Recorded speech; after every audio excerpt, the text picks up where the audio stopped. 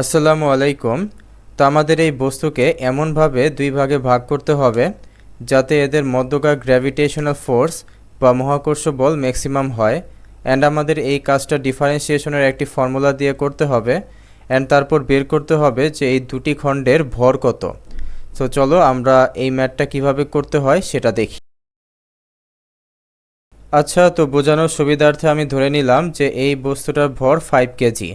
এখন এই 5 কেজি বস্তুকে আমরা দুই ভাগে ভাগ করব এবং এমনভাবে ভাগ করব যাতে আমাদের ফোর্সটা ম্যাক্সিমাম হয়। ঠিক আছে, এটাকে আমি একটু এই জায়গায় নিয়ে আসি অ্যান্ড আমি এখানে গ্র্যাভিটেশনাল ফোর্স বা মহাকর্ষ বলগুলোকে লিখলাম। খেয়াল করে দেখো, 5 কেজি বস্তুকে আমরা দুই ভাগে ভাগ করেছি।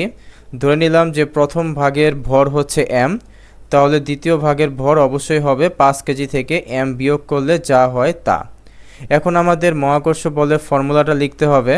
অ্যান্ড আমরা সবাই জানি ফর্মুলাটা হচ্ছে জি ইন্টু দুটি ভরের গুণফল এবং নিচে হচ্ছে এদের মধ্যবর্তী দূরত্ব আর স্কোয়ার। ধরে নিলাম যে এদের মধ্যবর্তী দূরত্ব হচ্ছে আর। এখানে একটা কথা বলে দেই যে আর এর মানটা হতে হবে অনেক বড়, অর্থাৎ এই দুটি বস্তুকে অনেক দূরে রাখতে হবে। অ্যান্ড কী জন্য এই কাজটা করতে হবে সেটা আমি ভিডিও শেষে ক্লিয়ার করব। যাই হোক, আমরা জিকে একটু এইভাবে লিখি যে জি বাই আর স্কোয়ার তারপর 5m মাইনাস এম স্কোয়ার, আমরা একটু এইভাবে লিখি। ঠিক আছে, এখন তোমরা যারা ডিফারেন্সিয়েশন ভালো মতো পড়েছ তারা নিশ্চয়ই জানো যে আমরা এফ এর মান ম্যাক্সিমাম পেতে চাই কোনো একটা এম এর জন্য। তো তার জন্য আমাদের এফকে এম দ্বারা ডিফারেন্সিয়েট করতে হবে। অ্যান্ড আমরা যদি এটা সমান সমান 0 থেকে এই ইকুয়েশন থেকে এম এর কোনো একটা ভ্যালু বের করতে পারি, তো তার জন্য আমাদের এফটা কিন্তু ম্যাক্সিমাম হবে। যারা বোঝেনি তাদেরকে একটা গ্রাফ দিয়ে সুন্দর করে দেখিয়ে দেই। দেখো, এখানে এফটা হচ্ছে একটা পরাবৃত্তাকার শেপ। যদি আমি এরকম একটা গ্রাফ আঁকার চেষ্টা করি যেখানে ওয়াই অক্ষে এফ এবং এক্স অক্ষে হচ্ছে এম, তাহলে দেখবে যে গ্রাফটা দেখতে কিছুটা এরকম। অর্থাৎ এই গ্রাফটা হচ্ছে একটা পরাবৃত্তাকার গ্রাফ। গ্রাফটা যে পরাবৃত্তাকার বা প্যারাবোলা, এটা আমরা কিভাবে বুঝলাম? দেখো, এম এর সর্বোচ্চ পাওয়ার হচ্ছে 2। সো এম এর সর্বোচ্চ পাওয়ার যদি 2 হয় তাহলে কিন্তু এই গ্রাফটা হবে একটা পরাবৃত্ত। অ্যান্ড খেয়াল করে দেখো যে একটা নির্দিষ্ট পয়েন্টে এসে এফ এর মানটা ম্যাক্সিমাম হচ্ছে। সো আমাদেরকে বের করতে হবে যে এই পয়েন্টে এম এর মান কত।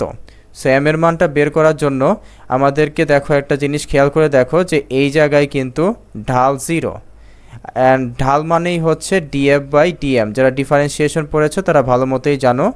সো আমাদের এই পয়েন্টে ডিফারেন্সিয়েট করতে হবে। অ্যান্ড ডিফারেন্সিয়েট করলে বা ঢালটা বের করলে আমরা পাবো হচ্ছে 0। যাই হোক, আমরা ডিফারেন্সিয়েট করি জি বাই আর স্কোয়ার।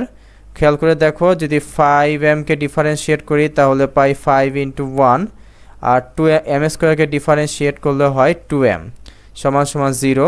বা দেখো, এই অংশটুকু ডান পাশে গুণ হয়ে গেলে থাকে হচ্ছে 5 by 2m is equal to 0।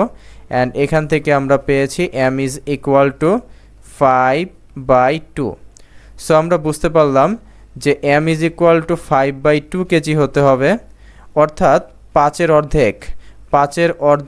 KG এর অর্ধেক 5 বাই 2 কেজি। সো আমরা যদি এই বস্তুকে এমনভাবে ভাগ করি, 5 কেজিকে তার অর্ধেক দিলাম বাম পাশে এবং অর্ধেক দিলাম ডান পাশে, তাহলে কিন্তু আমাদের এই গ্র্যাভিটেশনাল ফোর্স বা মহাকর্ষ বল ম্যাক্সিমাম হবে। আচ্ছা, তো চলো আমরা দেখি যে ফোর্সের মানটাই বা কত আসে যদি আমরা 5 বাই 2 বসাই। So F is equal to G by R square. And আমরা এই 5 বাই 2 কেজি এবং 5 বাই 2 কেজি যদি বসিয়ে দেই তাহলে এরকম কিছু একটা আসে। তো আমরা তো অ্যাকচুয়ালি আর এর মান জানি না। যদি আর এর মান দেওয়া থাকতো তাহলে ফোর্সের মানও আমরা বের করতে পারতাম। যাই হোক, আর এর মান কিন্তু অনেক বড়, তাই না?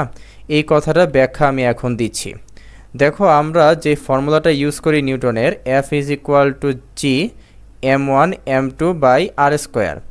এই ফর্মুলায় এই যে দুটি বস্তু দেখতে পাচ্ছ, m1 এবং m2, এই দুটি বস্তুর সাইজ কিন্তু হতে হবে বিন্দুর মতো। অর্থাৎ দুটি বিন্দু বস্তুর ভর হতে হবে m1 এবং m2 এবং তাদের মধ্যকার দূরত্ব হচ্ছে r। এভাবেই কিন্তু এই সূত্রটা ডিফাইন করা। কিন্তু যদি এমন হয় যে এরকম দুটো রিজিড বডি আছে, অর্থাৎ দুটো নিরেট বস্তু আছে, সো খেয়াল করে দেখো যে এটা কিন্তু মোটেও বিন্দু না এবং এই বস্তুটা কিন্তু মোটেও বিন্দু না। কিন্তু যদি আমি এদের ডিস্টেন্স অনেক বাড়িয়ে দেই, অর্থাৎ আর এর মান যদি অনেক বড় নেই, তাহলে এই বিন্দুতে যদি কোনো লোক থাকে বা এই বস্তুর উপর যদি কোনো লোক থাকে, সে এই বস্তুটাকে বিন্দুর মতো চিন্তা করবে, যেরকম আমরা একটা নক্ষত্রকে বিন্দুর মতো চিন্তা করি। ঠিক একইভাবে এখানে যদি কোনো লোক দাঁড়িয়ে থাকে, তাহলে এই বস্তুটাকে সে বিন্দুর মতো চিন্তা করবে, আর তখনই কিন্তু অ্যাপ্রক্সিমেটলি আমাদের এই নিউটনের সূত্রটা খাটবে। সো এই জন্যই আর এর মান অনেক বড় নেওয়া হয়।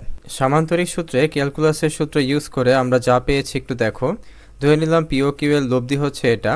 এখন পিও কিউ এর মধ্যবর্তী কোণ যতই বৃদ্ধি করব, ততই দেখো থিটা এর মান বৃদ্ধি পাচ্ছে, কিন্তু বৃদ্ধি পেতে পেতে এমন একটা সময় আসবে যখন থিটা আর বৃদ্ধি পাবে না, অর্থাৎ থিটা হয়ে যাবে ম্যাক্সিমাম।